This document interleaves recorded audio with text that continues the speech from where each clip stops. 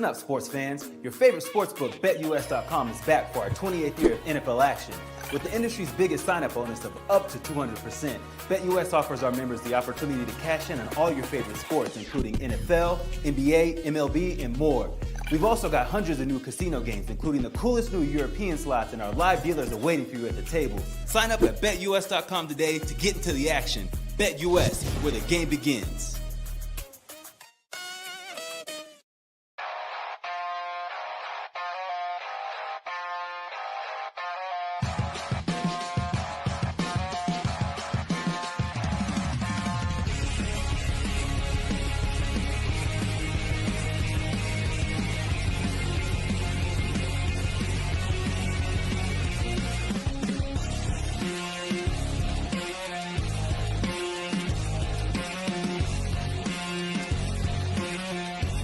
And now, broadcasting live from Las Vegas, the Snake Sports Talk Show with Jake Silva starts now.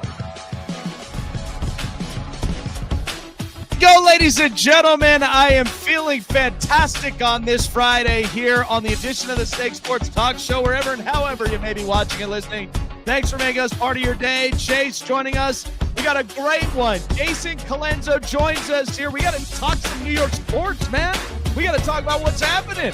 The Yankees last night. I mean, listen. Man, I was hoping they would have lost. I was hoping that they would have lost the Red Sox and everything. That would have been a great way to end the weekend. Or end the week. You know what? I got a good feeling about the Browns this week. I mean, Ohio State is playing on a completely different level on defense. Hold your breath with the Browns, man. They're going to lose again. Oh, God, come on. Look, you got to love the defense, okay? That's what it is. I'm not saying anything about the defense. The defense is phenomenal, dude. We got Carson Schlesinger, arguably in contention for Defensive Rookie of the Year, looking like a younger version of Luke Kuechly. The dude is very, very promising. Imagine what it's going to be like with Jeremiah Owusu-Koramoah coming back next year and everything, and having Carson. Having those two as a linebacker duo will be absolutely insane. Yeah. But man, all I'm saying is this defense is phenomenal, and I would love to get Caleb Downs to go along with that defense for next year. But don't hold your breath, dude. It's the Minnesota Vikings. I mean, it's they are offensive international, and it seems like internationally they love the Vikings back-to-back weeks where they're already international. So what can you possibly do with that? They ain't got their franchise quarterback. I mean, J.J. McCarthy is just shaking up out there. Yeah, but Carson's a veteran. He knows what he's doing in the league. Yeah, but I mean, against the Steelers, there's a lot. We got to unpack up a lot of it. We got a great show here. I really don't. We got to see what Dylan can do and everything, man. With him being a young quarterback, who knows what the hell's going to happen? But I don't put a lot of faith in this offense. I mean, Kevin has not scored 20 points in a game since week 13 of last year, so. Yeah. Well, I will tell you what, Jason Calenzo around the corner. I will tell you this. I mean, most people that know me, I mean, I love great deals. Okay. That's why B-Dubs took care of me last night. They took care of my wife and I for $20. Okay. It was boneless, it was BOGO boneless Thursday. So we got 6 wings for her, 6 wings for me. And then when you join the rewards, you got the free burger. It doesn't matter what kind of burger you get that on the tab. And then you go in and get $5 for donation, and you got 6 extra wings for free. So all that for a $20 tab. That's what I love. Is I love good deals, and I love good football, and I also love postseason baseball. But here's what I do got to say, because last night, and this is what proved to everybody, the NFC West division rival matchups so far this year have been outstanding, and last night was a prime example. I'll get to the Rams, because the Rams played a lot like the Dodgers, is that they had to put the points up, but their bullpen and the way they closed the game was not solid. You had Kyron Williams with fumble issues, and then in the end, I mean, Kyle Shanahan is dealing with an injury-riddled roster, but that didn't matter. Mac and cheese was basically bacon against the whole Rams defense. But the point of it was, and what it comes to mind, is that I was having a talk with somebody on the outside, and what they mentioned to me was, give it 2 years, you are going to see the emergence of defensive coaches come back. And I'm kind of believing this. because there are 4 coaches, one of them who's employed right now, and that is Mike McDonald of Seattle, Jesse Minter when he gets the coaching opportunity, and then Brian Flores, and who we just watched on a defensive display, Robert Saleh. I'm not joking. This is part of the reason why San Francisco welcomed him back in open arms, is because San Francisco, no Bosa, they got another injury on defense. All the injuries are happening up on offense, but because Saleh is that respected and he's that smart with his defensive schemes, 5th, 6th stringers, they're coming in, they're playing B+, A- football. That's all you need them to do for each Sunday or a Thursday or a Monday. That's all you need him to do. Saleh, and what it comes back to, and when we bring Jason up, I'm sure he can attest to this, because New York, as I visited 6 times in my life, New York media can be brash, they can be harsh, but they can be real as possible with you when something is going wrong. So when Saleh took the job with the Jets, here's the thing, 65% of the league do not hit on franchise quarterbacks. That is a fact. When they took Zach Wilson, it was what you were going to get. But when you watch the defensive side of the ball, Quinnen Williams, Sauce Gardner, Jermaine Johnson, all these defensive guys, when you watch Saleh there pre-Aaron Rodgers, it felt like a college sideline on the sidelines. Guys were energetic. They were playing real good defense. It's just that you needed to get the offense right. And usually not a lot of teams in the league can get offense right.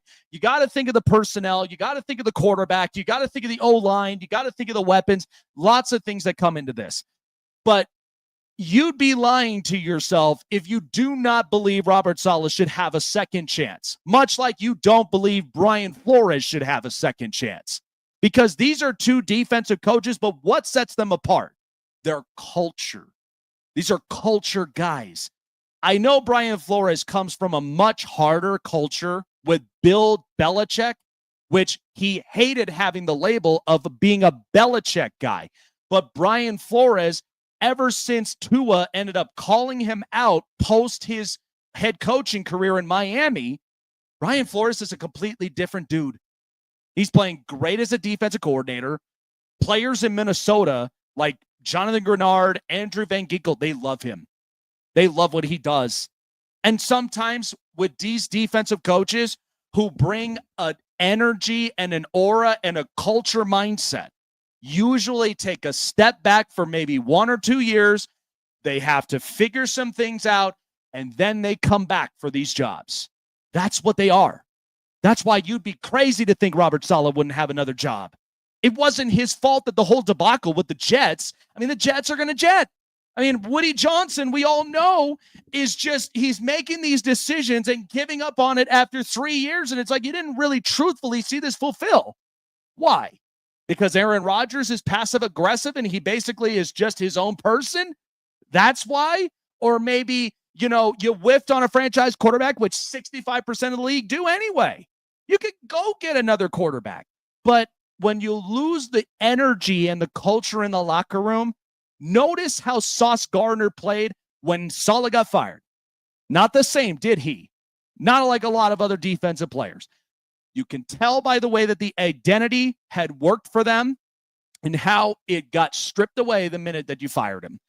That display from an injury-riddled 49ers game, and people on the outside ask me, and I see all of your comments up on TikTok all the time, where you're like, why is San Francisco in the top 10? That right there last night is why they're in the top 10. It's not quarterback play. It's not the scheme fit. It was more of they play harder in the trenches. It doesn't matter who it is that's out there in the field. Just get the job done. What a game. NFC West division rival games have been outstanding all season. You're seeing the North, and Aaron Rodgers is the only standing quarterback right now that's healthy. You're watching a bunch of other teams like the South. Well, the Texans got no O-line. Cam Ward is by himself. What are you going to do with that? The NFC West is by far so competitive, and it's all happening within the West, not even just in the NFC, the AFC. You're watching the Chargers reign up in first place right now. The Chiefs finally got their offense together. The Broncos, hopefully there's a spark in it, but I love their defense. You're getting a lot of these games that are that competitive, and they're more drawn to the eye. That's why the NFL is so king for this. So I absolutely loved it last night. What a game. I'll get to the Rams here in a bit, but I thought that was an instant classic and a proof why Salas should be given a second chance as a head coach and why that the 49ers were in my top 10 in the first place. So with that being said, the other game that I, of course, love watching classics. I love watching the Red Sox and the Yankees. I love watching a lot of these classics because you know what? Being in New York, it's beautiful to vacation, but man, do they go through some stuff. And to join us talking about some New York sports, Jason Calenzo from 3 Deep. Here he is here on the show.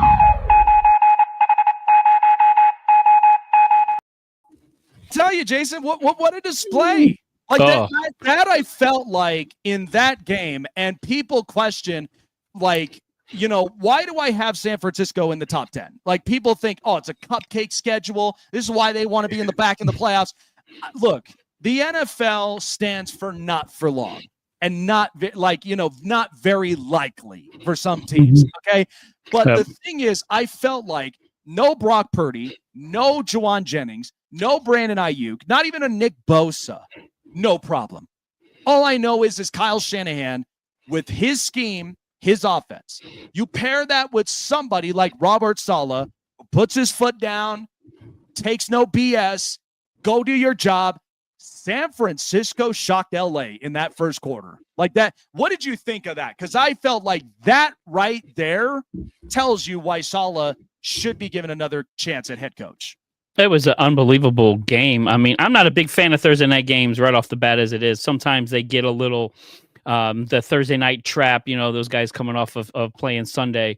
But San Francisco came to play. So, I mean, let's give a shout out to Kyle Shanahan, right now, coach of the year. I mean, he has done an unbelievable job with literally half his team on IR. And for Mac Jones, we've seen a couple of rebirths in the quarterback genre right now with, you know, Danny Dimes coming back. Now he's Indiana Jones. But, man, the return of the Mac Jones, Alabama Mac, he looked really good last night, man. It was unbelievable.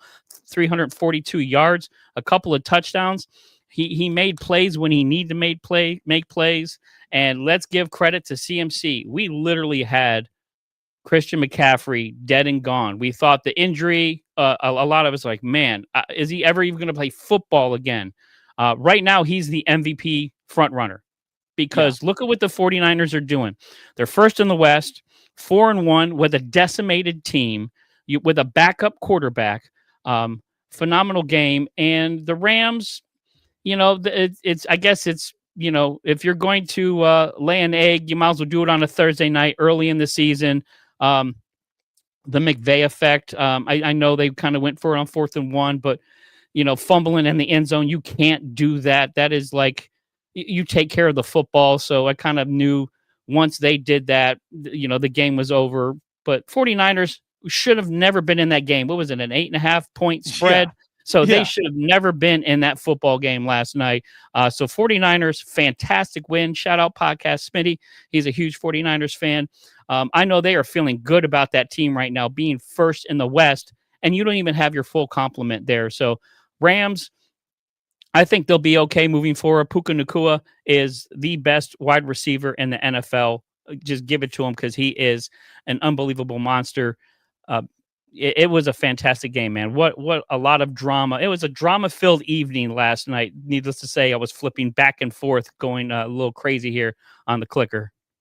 It's funny because, you know, I say this about the Rams is I felt like they play a lot like the Dodgers, respectfully, because here's the thing. You talk about Los Angeles, which is all about, you know, the show, the lights, you know, the actors and actresses. You want to put on a show. Okay. Right. And we watch the Dodgers where what they're doing right now is that they are entrusting Shohei Ohtani and Teoscar Hernandez and multiple people that are capable of hitting home runs and scoring runs. But the bottom line is you got to have a bullpen. You got to be able to close these games out. And I feel like with the Rams, special teams has been an issue. not protecting the football is becoming an issue. I felt like, Jason, that play, instead of running the ball, look at how much they were cooking them on the air. Matt Stafford was having a game of his life. And so I felt like, why would you not go with the hot hand of a team that against them in the air, they were getting cooked? You went right downfield in it, like you were instinctively in there for the kill, and then all of a sudden you just get stopped up on 4th and 1. I felt like those are the kind of things you could put up 10 runs, but when you give up almost nearly half, if not full amount than what you came in with, that's pretty scary. Am I right? Yeah, you're definitely right. And I mean, the 49ers almost gave that away too. I mean, you get the fumble, you get the ball. There's like it was about a minute to go in the game.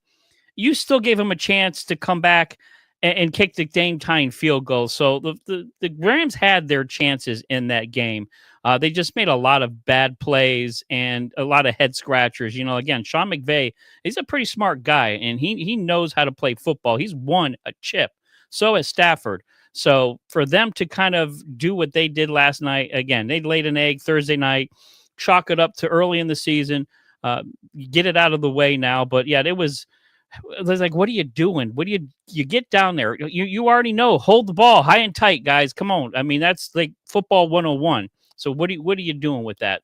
But man, 49ers pulled it out away. You know, you're on the road, you're at their stadium. You do what they did. That defense, Salah's got them rocking, man, because that's who's keeping these guys in the game. The offense playing well.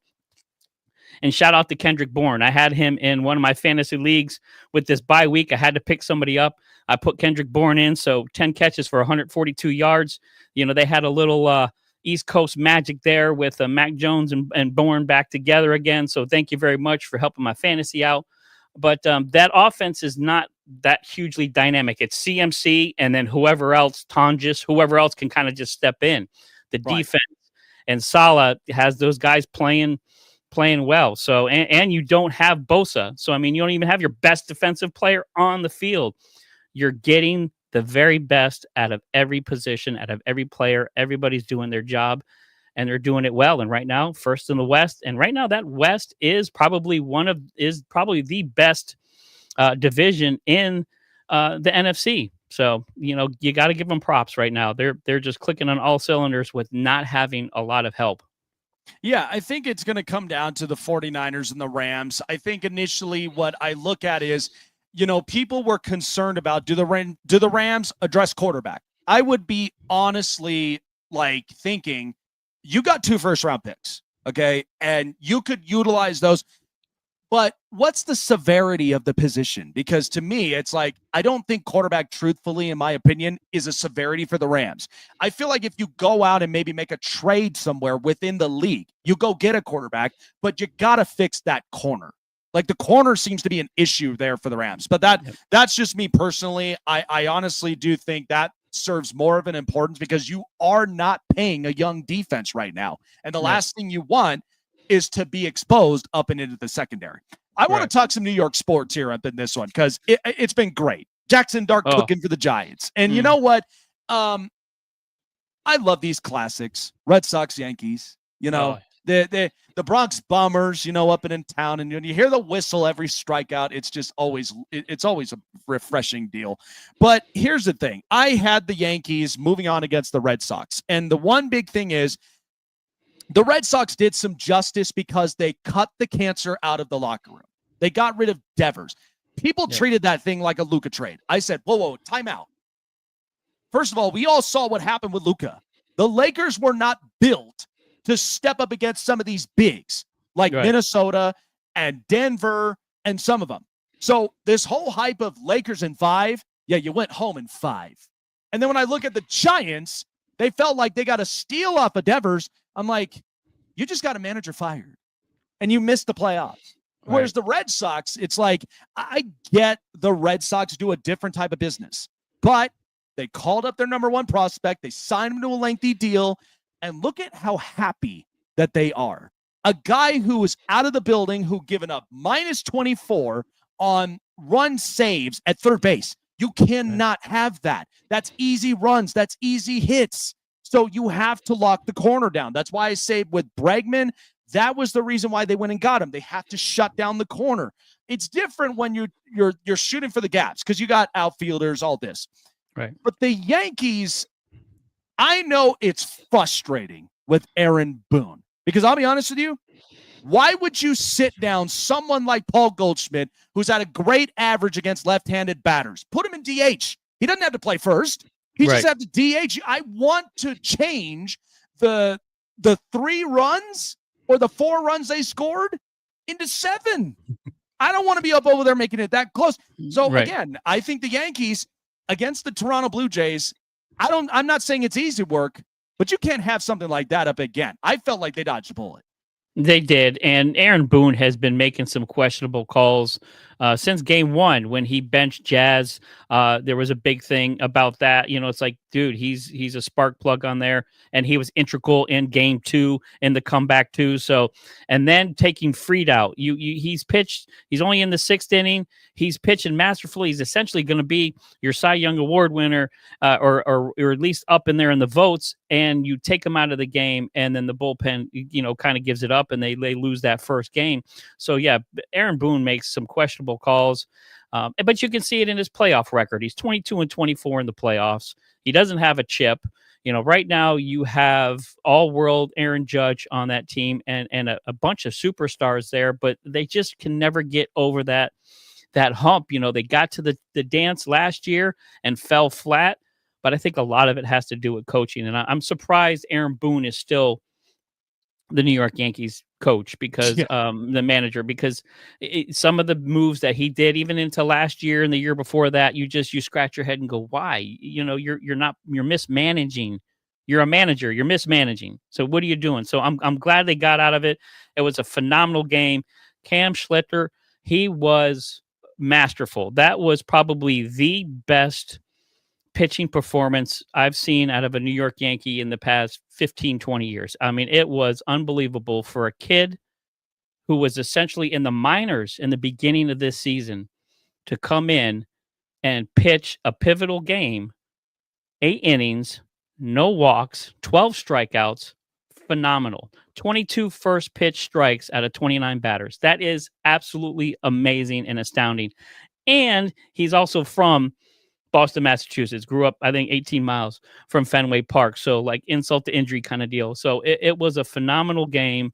I think the Yankees needed that pitching performance, but I do question Aaron Boone and some of the moves he's making. I am worried about the Blue Jays. They have a solid team there.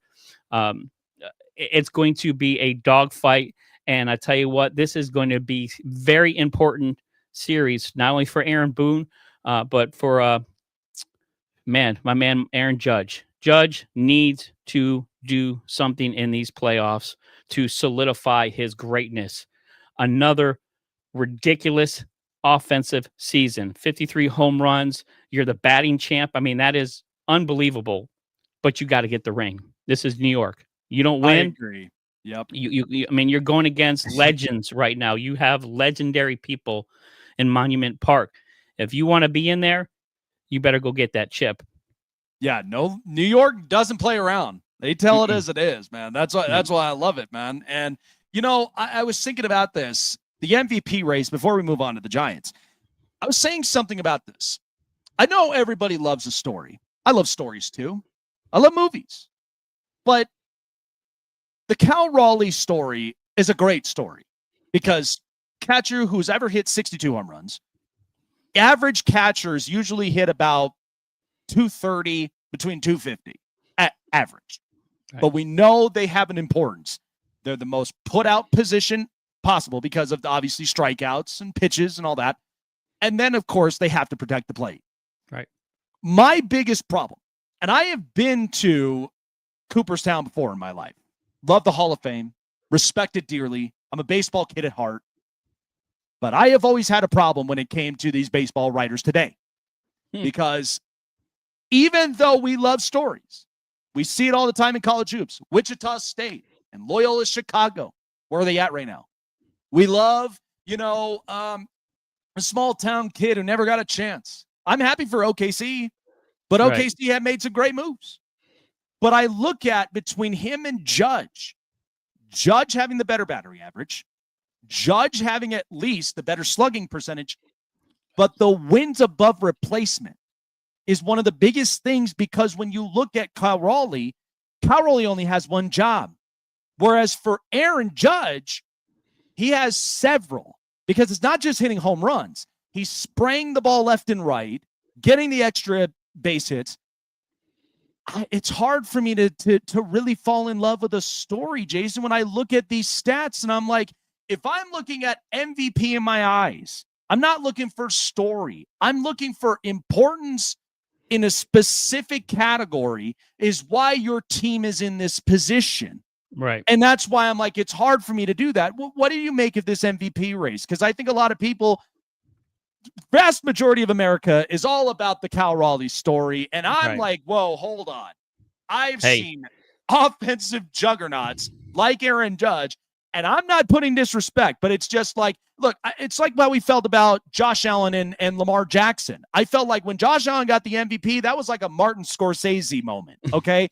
Honestly. Yeah. I love Martin Scorsese, but I felt like he should have gotten that Oscar in that movie because that's a classic, but didn't. And then all of a sudden they feel bad and they're like, oh, here we go. We got to give him his moment. No. Just be honest to my face. Right.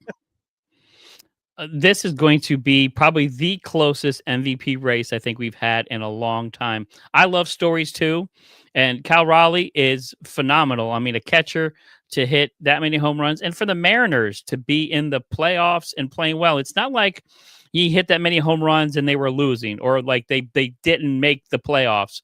For what you take him out of the Mariners are not where they're at. But the same with Judge. You take Judge out of New York, they're not where they're at too, with the phenomenal season he had. So this is a toss-up. Of course, I'm a little bit of a homer here. So, of course, I love Judge because he is consistent. This is not a one-year wonder. Cal Raleigh, this is his first year really bubbling up and being a mega star. Mm-hmm. But Aaron Judge, for what he's been doing over years now, hitting 62, it's like, okay, I hit 62. Well, then what are you going to do? Well, let me re-up it. Let me go win the batting title. So how many times have we seen a 50 home run hitter hit over 300? There's only been a couple. I mean, so it's just what Aaron Judge statistically is doing, especially playing in the outfield too. He's not just a DH. He's got an arm, so he plays. He's not, this once in a while guy. You just take him off the bench to hit a home run and then he goes and sits down. Right. So what he's doing is phenomenal. But this is going to be close. I mean, of course, I love Aaron Judge. I think he gets it. But Kyle Raleigh had a magical season, and so have those Seattle Mariners. And this is going to come down to a few votes. I think this is going to be like, you're going to have the new heads versus the old heads. You have your baseball, old school guys that are just a certain way. They're going to vote a certain way. And you have the newer generation, those guys are going to bubble up and go, oh, no, wait a minute, this is the better story, or, we're going to dig deeper into this. But it's two guys, it's a two-man race. They're both phenomenal. Both had a phenomenal season. That's why I wish they'd kind of wait and do the MVP voting after the playoffs. Let's see what both these guys do during the playoffs and how they lead their teams. But man, Judge, I think, gets it, but I think it's going to be probably the slimmest margin we've ever seen. I agree. I mean, it's going to be an instant classic for these two, but I agree with that wholeheartedly. All right, let's talk about these New York Giants with a Jackson Dart-led team. Look, I knew this was going to be a tough matchup between them and the Chargers, and they both, I felt like the game plan in which, Brian Dable put together is utilized more of his legs. And which I get that. I felt like, you want to get him comfortable. You want to get him instilled into an offense, which outside of Andrew Thomas, this too, the offensive line is shaky for my taste. And on top of that, Cam Scadaboo is stepping into a role where Tyron Tracy's he's hurt. Right. And then you think about the brutal, elite front seven of these Giants. And that's where I felt like that game in itself, when Alt came out of the picture, that whole line depth was exposed from the Chargers. It's not to say that, like, because I've heard a lot of people say, Dart's the truth. He's the one making on my whoa. Pump the brakes here for a second, because the Giants are trying to figure out who they have at quarterback. We haven't even seen the fullest of him. What should we expect from Jackson Dart this week against the Saints, who I think it's disrespectful that the Saints are favored 2.5, because to me, I ain't seen much up and out their quarterback's hands. And I get Alvin Kamara. I get all that other stuff. But I feel like with the Giants playing containment ball up front and with Jackson Dart, this should be an opportunity. And you know what? For fantasy football purposes, keep an eye on Wan'Dale Robinson getting at least some fed the ball a lunch. What should we expect from this? Should we expect more throws this time? I don't think so. I think Kafka is going to keep this simple. KISS. Keep it simple, stupid. We cannot put, first of all, you have a 29th ranked offensive line. So you have a really, really bad offensive line. So keep it simple, short throws, pound Scatabo up in there. I love him. I think Dart and Scatabo, I think their energy is really what is driving this team and got them the win last week. Besides the Chargers being slightly overrated, I think Herbert's a little overrated. The Chargers do Charger things. They always kind of look good at first, and then they kind of just fall off and disappear. That seems to be the Charger way here. But I'm looking for the same thing. Keep it simple. Grind the game out a little bit. Manage the clock. Keep the ball out of their hands. Don't get Dart hurt. That's my biggest, as a Giants fan, this move already smelled of desperation for Brian Daboll and that organization, throwing him out there already. I want to see Dart. I want to see what we got. But at the same time, I don't want to see a lame duck coach throwing a kid out there just to, I don't want to say save his job, because I think he's still going to get fired at the end of the year, but essentially saving him for his next job is essentially what this is. So I think you hand the ball off, you do minimal damage, you just dump the ball over there. Wan'Dale Robinson, I think he's going to be, eat a lot there. But that offensive line has me worried.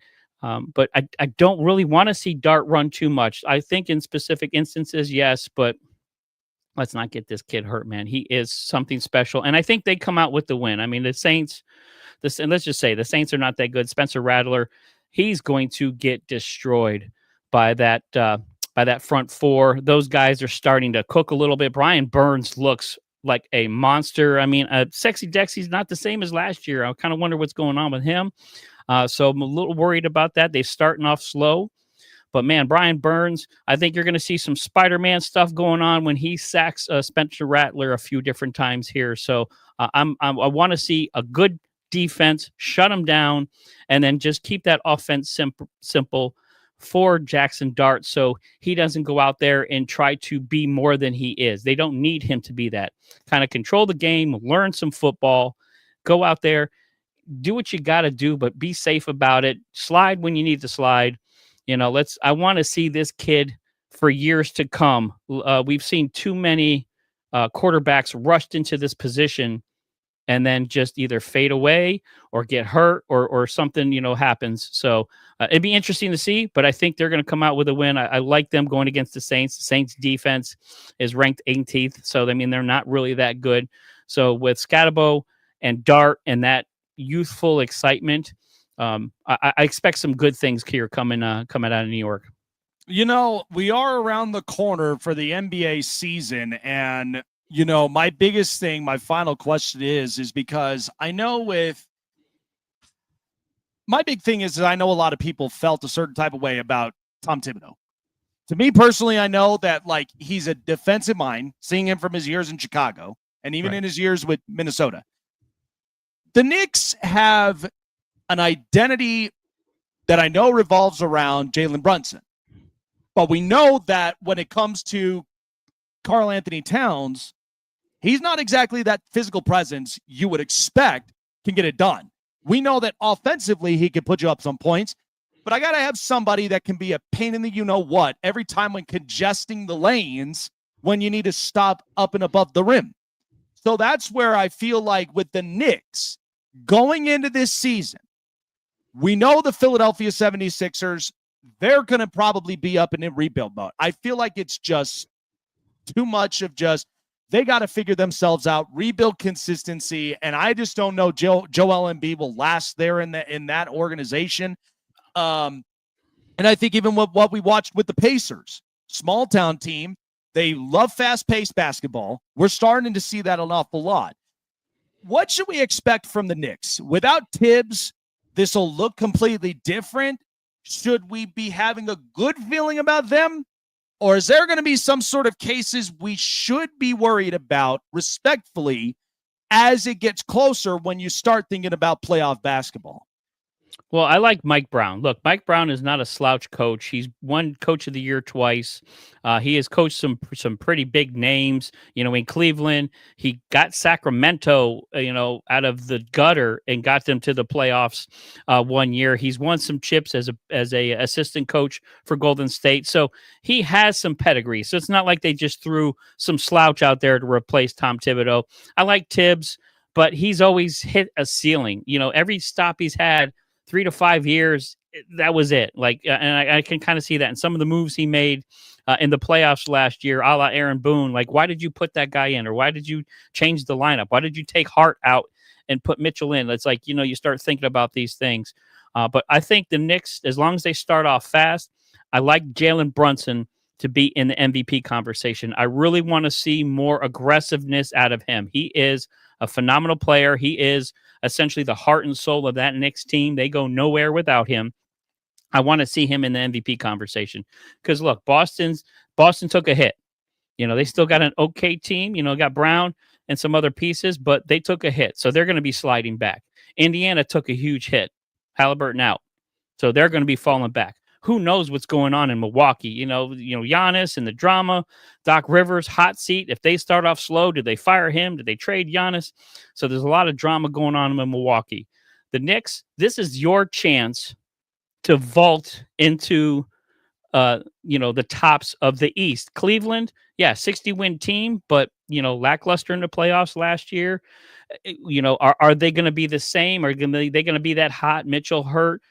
So there's a lot of questions in that Cavs organization too. So the Knicks, this is their year to take that step. Jalen Brunson, be aggressive, be in that MVP conversation. Karl Anthony Towns, I think he needs to watch old school. I'm old school dude. I grew up in the 80s and 90s Knicks. Patrick Ewing, Larry Johnson, Charles Oakley. You talk about guys that didn't take no mess and had some aggressiveness and beat you down. I want to see that from Karl Anthony Towns. Scoring, that's great, but get in there. Body people up, man. Be a mess down low. I miss big player basketball down by the basket. We have fallen in love with the 3-ball and outside. I like old school basketball where you're down low, you're throwing elbows, you're pushing people to the ground. I want to see Karl Anthony Towns be aggressive, score the ball, but be aggressive, especially in the defensive end. Be a rim protector. Don't just hang around on the outside waiting for a three. I can't stand that stuff. But Mikal Bridges, that's our X factor right there. We gave up 5 first-round draft picks. That's more than what they gave up for Luka. Yeah. That's more than what they gave up for Kevin Durant. You could have had one of those guys, and we got you. So, man, I need to see something out of you. I need to see, again, I want to see you closer to that 25-point average a game kind of deal. You need to be a superstar. I need to see a big 3 from those guys this year. So if they start off fast and they get they got the starting 5 back. It's not like they've changed the team. They've added some great pieces here with Malcolm Brogdon, Jordan Clarkson, Yabusele. So they helped the bench depth, which is what hurt them in the playoffs last year. We saw this with the magical run with Indiana. How did Indiana really just stifle people? Their bench. They just had guys come off the bench and all of a sudden score them double-digit points. They never let up on everybody. They were so fast. After their starting 5, they just kept coming at you. So that's what the Knicks need. So I need to see something out of that bench, which I think we got and we have improved.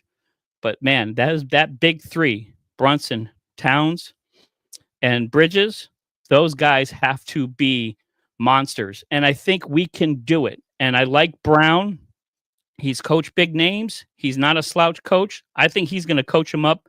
If we don't hit 50 wins this year, it's a bad season. I mean, we've had back-to-back 50 win seasons with Tom Thibodeau. You got to do it this year. There's no ifs, ands, or buts. You have the starting five. Josh Hart hurt the other day. I think he hurt his back. We'll see how that. I haven't seen how that shaked out yet, but I think he'll be okay getting into the season. It's only preseason right now, so the Knicks have a chance to be top in the East with everybody falling back.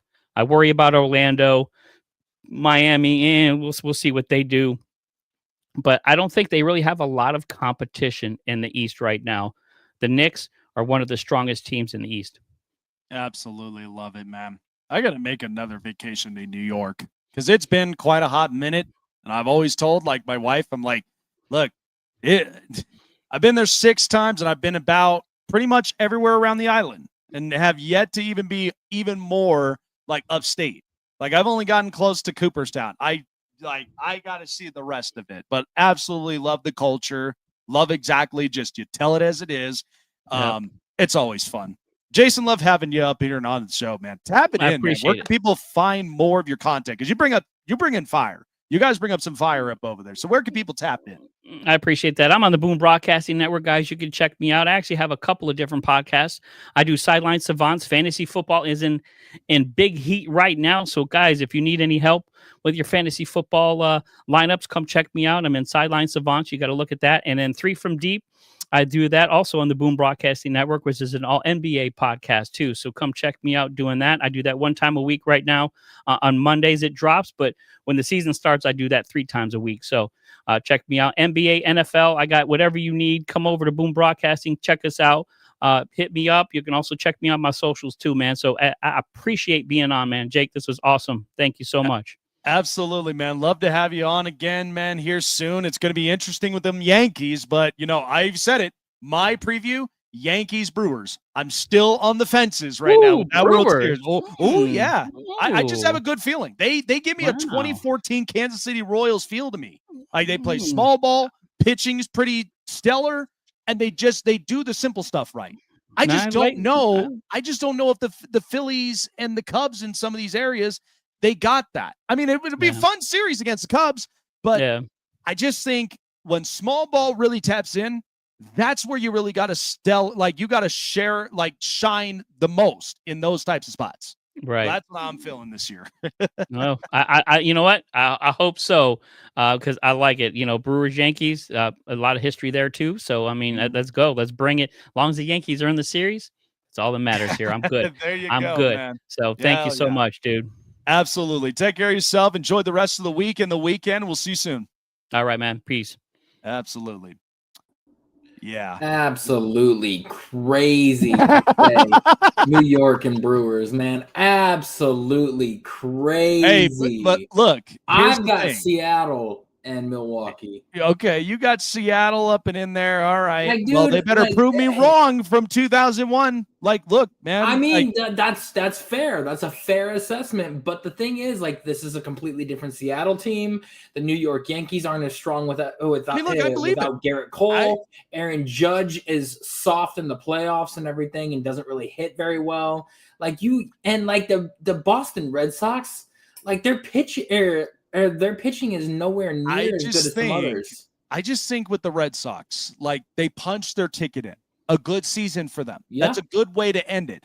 They just got to get more. They just need to get some more people in this building. You got rid of the toxicity. Now you got to start bringing in some people that, I know the comments that Alex Bregman made. I mean, should we see him back in the, the Bambino unis, or should we maybe see somebody else come up and in here? Because that's crucial. But again, they have a young core. And by the way, the first baseman that they played is, they're missing Tristan Casas. You already know they're missing him. So again, I think it's a good future. Take it with what it is, turn the page, and then we'll see what happens. The MLB playoffs is to not have the Yankees in it. So Like, not have the Yankees in it and everything, and it would be nice to have an MLB playoffs without the Astros and Yankees. We already had it without the Astros. We already got one out, so now it's like exactly. Yeah. Let's let some of the underdogs, like the Tigers, the Blue Jays, the Brewers. Look, I like the Tigers. Have a chance at it. Look, I like the Tigers, but here's my problem with the Tigers. I am hating on the Yankees 100%. My problem with the Tigers is they're the opposite of what the teams like the Giants and even with what the Guardians were, is that I love Tariq Skubal, but you're going to need a lot more than that. And I know that the Tigers, they're going to be battle tested when they play Seattle. Like, I see that being a 6 I like about the Tigers and the Guardians is they build from their farm systems. The Yankees are the ones that have to go out and buy their talent to be good. They do, but here's the thing. You know this as well as anybody when it comes to postseason baseball. Just because you build guys up and into the farm system, they have to be prepared for those gut-wrenching plays late. You have to be open, whether you're dealing with guys from the 5 to the 9 spots. They have to be able to be ready for that. And I feel like the Mariners, again, in that series, they might wrap that thing up in 4 because I just see with the pitching, there's parts of it there because 2 pivotal guys I'm holding accountable for the Mariners. It's not Cal Raleigh, and it's not even Josh Naylor. It is Randy Arozarena and Julio Rodriguez. You get those 2 going, the rest of them are going to follow. Those are the only 2 that I know are my X factors for the Mariners to prove me wrong. Because I've seen Randy Arozarena do it several times in the postseason. And Julio, you want to be a star in Seattle. Show me why you want to be a star in Seattle and in the postseason. How good would it be to see the Brewers and Mariners, 2 teams that have never won? I would love it. I mean, Jackson Churio is a young kid, and then you got Christian Yelich and Willie. And here's the thing. This is why I feel like the Brewers bring me 14 Royals vibes. Because here's the thing. They don't need to hit home runs. They have guys that are capable of it, like Christian Yelich, William Contreras. They got guys that can hit it. But what I love is Bryce Terang and Jackson Churio, they can shoot the gaps. Plain and simple. They can get guys on base, and they can drive them. They can hit the gaps. They love all that. That's why I'm like, I think the Brewers might have a chance. And their pitching is, I'm not going to say that it's going to be kind of like the Diamondbacks and Rangers. I'm not going to do that. But I do feel like it gives me a nostalgia because when was the last time we've ever seen the Mariners in a World Series?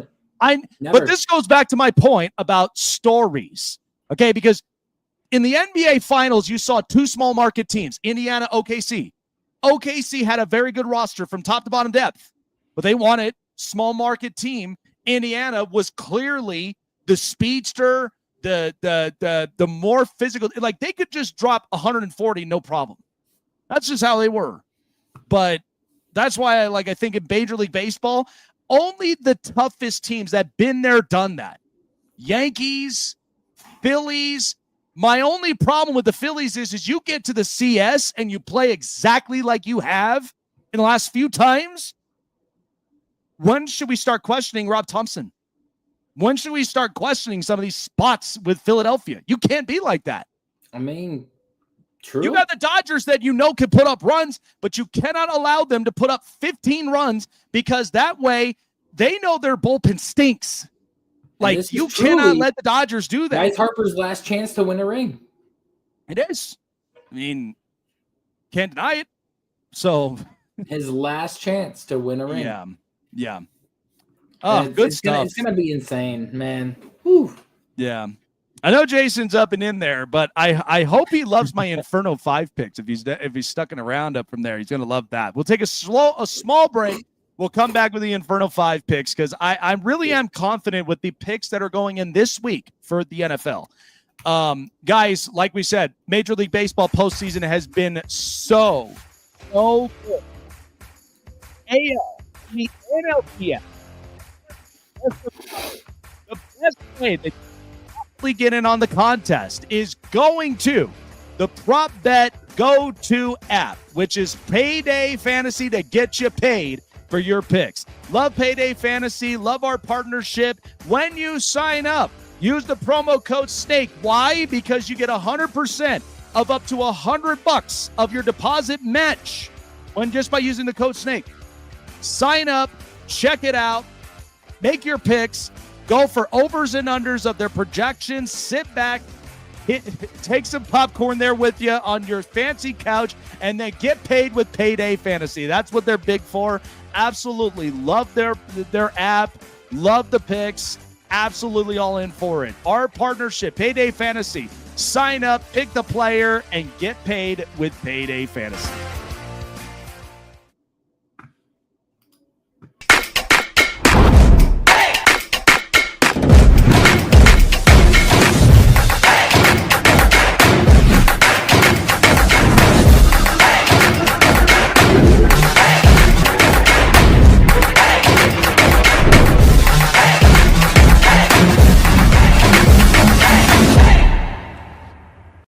Looking for a show with the best takes and opinions? Want a show with the best coverage around the world of sports? Jam-packed with an all-star interview lineup? Then the best place to find it all, sports and entertainment, is right here. Join Jake Silva on the Snake Sports Talk Show, presented by SeatGeek and BetUS. Weeknights at 8 p.m. Eastern, 5 Pacific on Sports Wave Network. Welcome back here up onto the program. Love the fire that we've been getting from Jason Calenzo with all New York sports and more. Man, I am excited for the Inferno 5, Week 5, folks. We are in it, and honestly, I love with how things have been progressing for us on the Inferno 5. So here we go. Take it away. Let's turn it up. It's Jake's Prime Predictions.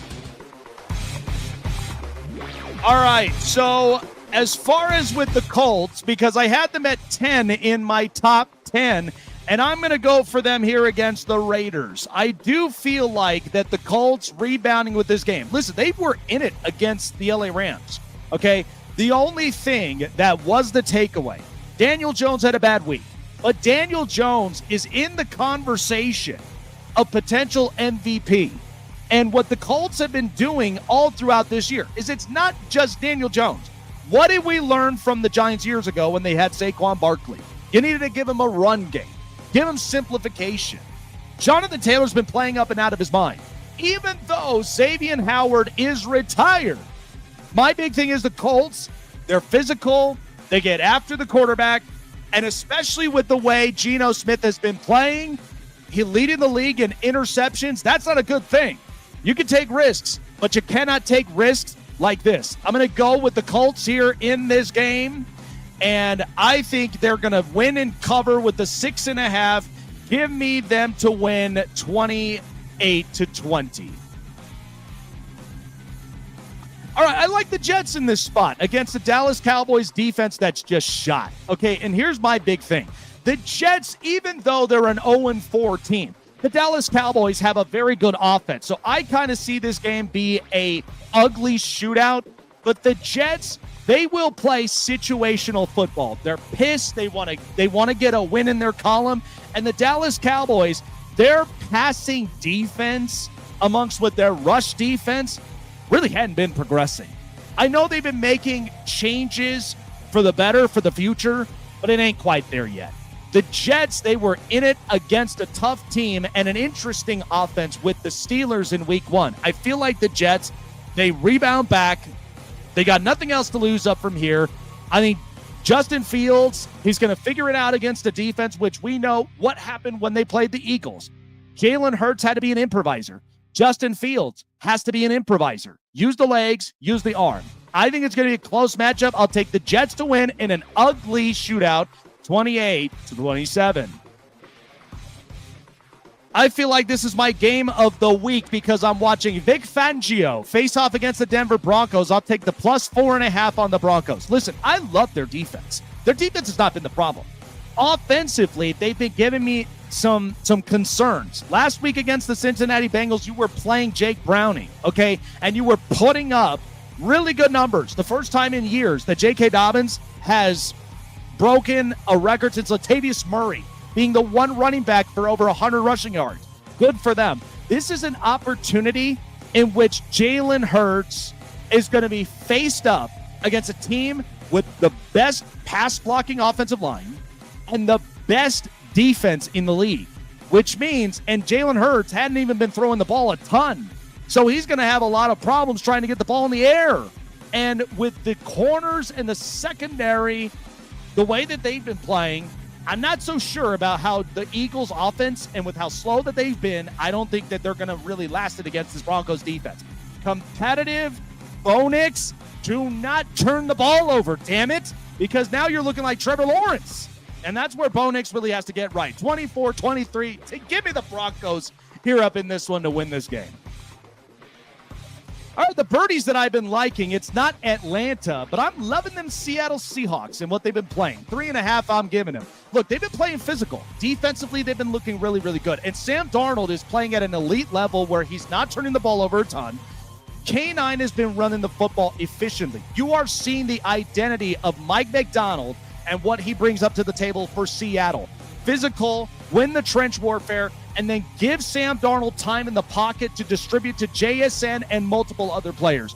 This Seattle team has enough to really kind of get into the gears to be a competitive team. I like with what they have. And again, these NFC West division rival games have been great. But against Baker Mayfield, who was a little bit shaken up, we know that there's been times now they're without Bucky Irving. So what is Rachaad White going to have to do up onto the ground? They're going to have to play a lot of physical football, but I don't know as far as the physicality the Seahawks have been bringing. I don't know if Tampa can match with that. I'm going to take them at home for the win, 27-21, -3.5. They win and cover. My final bet of the week, it's tricky, it's risky. Give me the Jags plus 3.5. I know people have been telling me the Kansas City Chiefs' overpowering offense is back and they're 2-2. It is scary. However, you are not in Arrowhead. You are out in humidity weather in Jacksonville. Could be a different story. But I do feel like that the Jags, to some degree, even if Trevor Lawrence has not been playing arguably his best football yet. I mean, he's been getting 5 tutties and 4 picks. He's been playing about the similar lines as Bo Nix has been playing. Usually a week where he throws a pick. And that's where you really got to clean things up. I know Liam Cohen and the rest of them are experimenting some stuff. But so far, we've been hearing that Travis Hunter, he is benched on the defense. That's a good sign. So to me personally, you got to focus him up and on offense. And against the Chiefs, you really got to look at the playbook and what the Chargers played in order to get after them. Travis Hunter, if you can utilize him as that X factor in your receiving core and what you could do differently, that might be a game changer. But here's my only problem. I got Kansas City still winning the game, 24-23. But because of how close that game itself could be, I think Jacksonville might give them some fits. 24-23, Jacksonville loses at home. Kansas City with a win on the road, but it's not going to be that easy up from here. And there you go. My Inferno 5 up from here. Not a bad choice. Not a bad choice at all for a lot of those teams. I do think that with Kansas City, if they could hold out 2 more weeks, they got Rashee Rice back, and that's going to help out their offense drastically. Yeah. And I do think at the deadline they're going to try to look for a running back. Maybe Alvin Kamara could be on the market for them. That is Tyler Algier is kind of being into the market for Atlanta. There's a bunch of other teams with running backs that could really end up moving. I love the Colts at 6.5 against the Raiders. I just think Geno Smith against a secondary like Indianapolis, they are going to turn over the ball a lot. And I mean, Geno's already leading the league in 7 interceptions. The Jets game is interesting to me because I love with what Dallas has done in offense. They're arguably the number 1 offense in the league, but they're crappy on defense. And the last thing you need Justin Fields being the improviser with what Jalen Hurts was in week 1, utilizing his legs. That's why I think the Jets, I think this is a good spot for them. Broncos, Eagles, though, that's my pick of the week. That is going to be a great game. But I just don't see the Broncos, Well, Jalen Hurts, here's the thing. Jalen Hurts last week threw 130 passing yards. And A.J. Brown has been averaging nearly under 40 yards. Under. Well, that's also because Jalen Hurts sucks at passing. So, but that's the thing is you are now forced into a position where you have to play physical against physical. And I'm sorry, the Eagles are going to get outplayed physically against Denver. I'm serious, because the thing is, you have to be able to throw the ball. You cannot end up just trusting your legs, trusting your running back all the time. That's where running backs get hurt. And so Denver, I feel like, causes Philadelphia to go into a corner. I mean, if Philadelphia wins this game, that's shocking. That should be a game in which they are roadblocked. They navigate through that. That's scary. And Seattle's been playing really good football. Like that's the one thing. Sam Darnold, like, people in Minnesota are already having question marks of whether that they regret letting Sam Darnold walk. Yeah, I mean, it's too early to say with JJ and everything, because we haven't really seen him play a whole lot and everything. And I think that when he comes back, like, we're going to get a good judge of what he is. But I do think Jacksonville is regretting that trade with Cleveland and everything, because right now, Mason Graham is starting to look like Mason Graham is great. Defensive tackle, bro. Like, he is and also with Carson Schlesinger. Like that's why I said I think Cleveland. You know what's funny is I think the Browns are having similarly, well, to a degree, because obviously the records don't show for itself, but they're basically playing with like what Ohio State is playing with. Here's my argument, because last year was arguably the number one team in the country. This year, they don't look like a number one team in the country, but defensively, they are making me scared, because like their defensive coordinator with Matt Patricia, oh my God, he's stopping every single opposing offense, and they are just protecting Julian Sands so much. Like, that's why I'm like, I haven't even began to see the full thing of offense with them. That's crazy. I know, and it is insane, and I can't wait to see how, like, see if Dylan Gabriel could be like that jolt that we need, because like seeing him in preseason, like he played good, he played efficiently, but we're not missing very many pieces on defense. Like, we need to build the secondary just a little bit more and everything, get a better safety, and then having JOK come back off of his injury, because like he plans on playing again and everything, and him and Schlesinger will be phenomenal. But like, I know that they need to focus on offense this next draft, desperately getting O-line, getting that younger and everything. Well, we're getting I want to go back to one thing that I said before the season started when we were picking our division winners. Yep. Do you remember when I said that the Ravens would finish last in the division, and you looked at me like I was fucking insane? You looked at me like I was nuts. And hold on. And I said that it's going to happen because Lamar Jackson will get injured in week 6 and he will go down. And what happened? Week 5, he got injured and he's going to be out for a couple weeks. But I mean, it's a better thing that he's not out for the season. I mean, Baltimore just has to get over these injuries on defense, because this is not like Baltimore to play like they are in defense. It's not. When was the last time you ever saw an atrocious Baltimore defense? That's not like them in their identity. The only thing is, people are starting to question, was this the right move for Aaron Rodgers to go to Pittsburgh? Because think about it. I'm watching Cooper Rush in Baltimore. I'm watching Jake Browning in Cincinnati. And then I'm going to watch the winning quarterback in Dylan Gabriel in Cleveland. Was that not the best destination for Aaron Rodgers now? Like, I'm a little shocked. That's why I'm like, here we go again. I got to now watch Enigma again, because it's just like I can't wrap my brain around it. It's insane. But listen. But I did say that the reason why is because Lamar will go down with an injury in week 6, but it happened in week 5. They will, but my prediction is starting to look pretty damn good right now. Well, here's my thing. This week is a week for teams to get right. It's a week for teams to understand what their identity is and see what they have. And it's also a week in which teams have to address certain picks. Like, you already know Dallas has to address defense. We already know the Ravens need to make some moves, because right now it's not looking as great. the other thing is, too, which I think is really bothering people, is because they feel like that Derrick Henry is not been utilized like what Derrick Henry was last year. You know, he was on every single play, right? The pass blocking, where has he been? Why are you throwing Justice Hill out there? Like, he's getting annihilated, and that's why Lamar is pissed. Like, I don't blame him for taking an extra week off. You gotta protect your players, which is why, like, you know, these are so pivotal. But here's something that I want to say for a couple minutes is next year's draft, there are only about 2 quarterbacks, and which is why it brings me back to the Rams. There are 2 quarterbacks that you can already say can work as long as the fits matter. Dante Moore right now is looking like the best college quarterback in the country. Fernando Mendoza. Fernando Mendoza is another one. Garrett Nussmeier, if you put him in a situation to where you can unleash him offensively, he can work.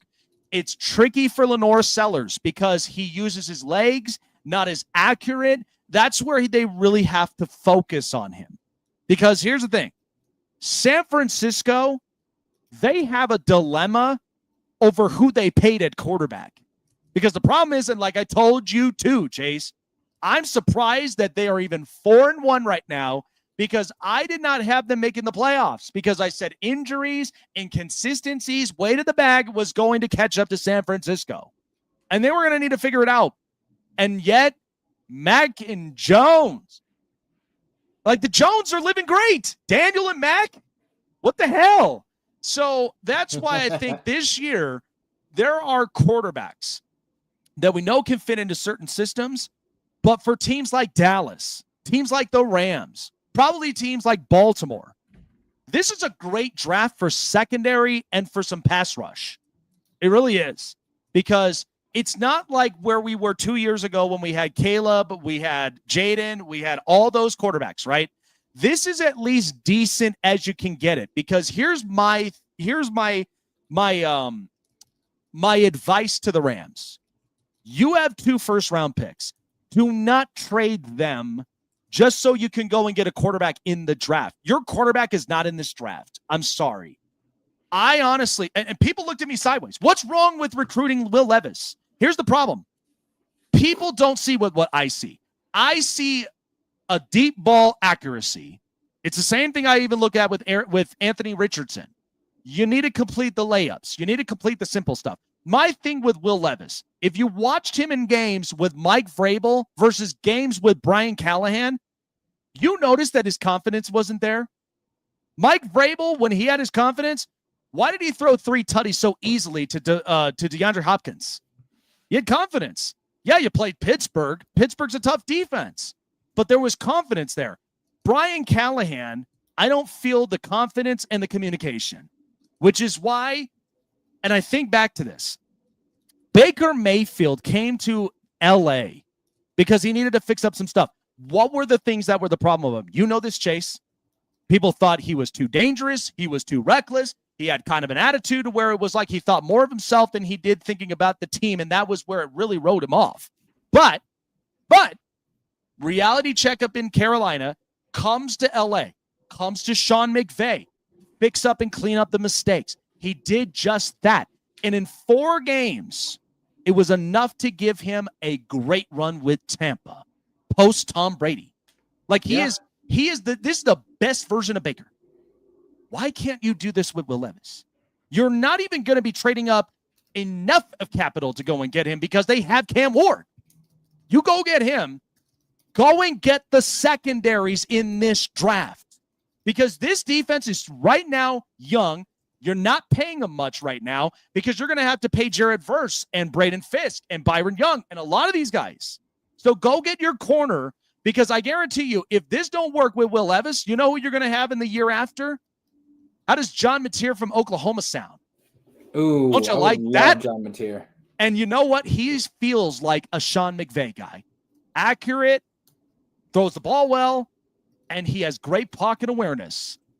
Sounds a lot like somebody that I feel like that is something that when he came in with Jared Goff, but the only difference is Mateer is the steer who isn't afraid to take risks. Jared Goff wasn't even that kind.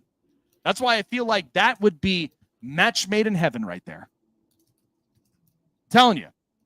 This is why I'm like, I can't give up on a lot of these quarterbacks. Think about where we were when we gave up on Baker and we gave up on Sam Darnold. Exactly. Look at them now.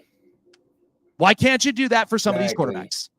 Like I've already said it. Anthony Richardson should have stayed another year in college at Florida because it would have given him more confidence. It would have given him much more reps so that he is prepared for that. Then he would not be struggling to fail. Like that's why, like a lot of these young quarterbacks, you cannot give up on them. This is why this is why in society in America, I was actually I came across, not trying to get political for this, but when I came across like a post when it came to the late Charlie Kirk and what he was talking about with a father and son, this is what society and generation needs to be. Our young generation is looking for the older generation to just listen to them, put your arms around them, give them structure, give them consistency. There are teams out there in the NFL that don't do that well for young quarterbacks. The Jets are one of them. The Giants have been having some problems, but let's see what Jackson Dart can do. And, even what happens with Carolina with Bryce Young. And then you look at teams like the Rams. They did it well. I mean, think about this. Yeah. How good does Trey Lance look like as a backup for Justin Herbert? But it's all because it's culture. Jim Harbaugh is a former quarterback. I need knows to say exactly this too. You guys lost to the Giants. Oh, God. Really? You're the one person that look. I just had to say that. Let's see what your quote unquote winning quarterback does this week, because I'm tired of hearing winning quarterback. What the hell does that mean? I didn't even have Patrick Mahomes winning in college at Texas Tech. Look at him. Not even Josh Allen in Wyoming. No, but I am very shocked that they only scored 18 points and everything and didn't do that well. Well, but here's the thing. They're down but not out. That's what people have to realize. Just because Kansas City beat the Giants, whatever, blah, blah, blah, blah, blah. You were struggling to even score offensively. 22 points, okay, whatever, but you were struggling in the first half. Why would that game be 9-6 in the first half? You were struggling that much because you didn't have a home run ball in Xavier Worthy. And then you come out this past week and you're throwing up that many points against an atrocious, injury-riddled Baltimore Ravens defense. Give me a break. Like I said, I people feel like the Chargers are charging, all this other stuff. Don't push the panic button yet. By the way, no Terry McLaurin, no Noah Brown, no Sam Cosmi, and all they have to do is play containment just like they did in week 1 against Patrick Mahomes. That's all they have to do. If Jaden gets loose, don't let him get loose. And even if you get the small stuff, I would rather you play in front of that first down line than let them pass by it and you're now playing behind. Yep. That's the way that I do it. But, hey, Mekhi Becton's back. So there are some hope. Is Joe Alt back or is he injured? Joe Alt, so what we're hearing right now for the Chargers, it's not terrible than what they anticipated. They are not putting him on the IR. They feel like it's sore, but not something to where it's worse than that. So they put him week to week, which is a good sign, because if you lose him for the year, that's not good. Nope. That's not good. And there's not many offensive linemen that are available right now, right? So, yeah.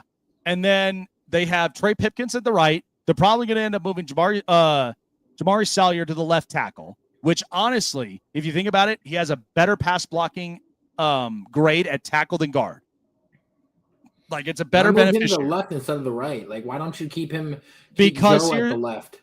Well, because here's the thing. This is without Joe. Without Joe, This is what you would do. But with Joe, you would put him at the left tackle because you got nothing else to lose. That's your Achilles heel right there. Well, not to mention Joe's natural position was left tackle. It is. He was at Notre Dame. This is why the Chargers drafted him. This is why you needed to draft an O-line. And you're looking at a lot of these teams that are so focused up on skill players. The only way you're ever going to give it to skill players is unless you protect your franchise quarterback. You cannot let your franchise quarterback be under duress. Look at Andrew Luck. Look at Joe Burrow. Look at all these guys that are getting injured. Look at C.J. Stroud and how bad he's been playing because you played the Titans Houston does not doesn't mean want to get O-line. No, and look, when was the last time that we ever seen the Houston Texans address O-line? Like, since their existence, they have had a horrible offensive line. Green was the last guy that they got in the first round, and he's not even on their roster anymore. That's why I'm saying they give up on it so easily. If you stop giving up on offensive line, maybe you get a chance to actually see what they are. CJ Stroud is good. Did you see that play versus the Texans this last week? Yeah. Where CJ was handing off the ball to his running back or doing a fake, and he was getting ready to turn to make a pass play, and he got hit immediately by Jeffrey Simmons. Yeah. Oh, yeah. Well, because it's the same thing I even look at. Garbage. It's the same thing I even looked at the other day, and it was a viral video and why Joe Burrow was hurt. Because I watched a play when they were on a pass play, there were 3 offensive linemen, center and both guards, who were only defending one guy, including the running back. So you got 4 guys against 1, and then you let your outside tackles get beat, and Jake Browning had no time to throw? What are you doing? Like that, this is why Jonathan Cooper and Nick Benito, that's a great duo tandem at the edge. Denver's got some pass rushers. But that right there just shows you horrible offensive communication from the O-line, and they didn't even protect the quarterback. They left him out there to dry. It was by far piss poor horrible. Good stuff. It's going to be a good weekend. Good college football stuff. Got my picks in for our college football picks. My team's on early on Sunday. I love it. Yep. Oh, yeah. I'll tell you what, though. March played last night. Definitely hit, regardless of the Rams losing. It was fun. So happy of it. I'll have it posted up on our social media. Shout out to Jason here coming up and talking New York sports here with them. Really appreciate his time coming up here. Really appreciate all of you all week long. And listen, we got some great interviews. We got Brianna from Brianna Sports coming on this week. And we've also got Alan, our good friend, Alan Alford. For Alan Alford Sports is going to be joining us here. Great stuff, great insights. I'm excited for this week. Should be a really good, fun one. Mike Shoemaker got hired in as the Rangers' new manager. Really? All right. Yeah. Well, the Rangers found their guy. There you go. And like we say, everyday news right there in real time for you guys. For Chase and myself, have a great rest of your weekend. Enjoy it. Get right. And let's have some fun this weekend with baseball postseason and the NFL. Take care, everyone. Enjoy the weekend. We'll see you next week.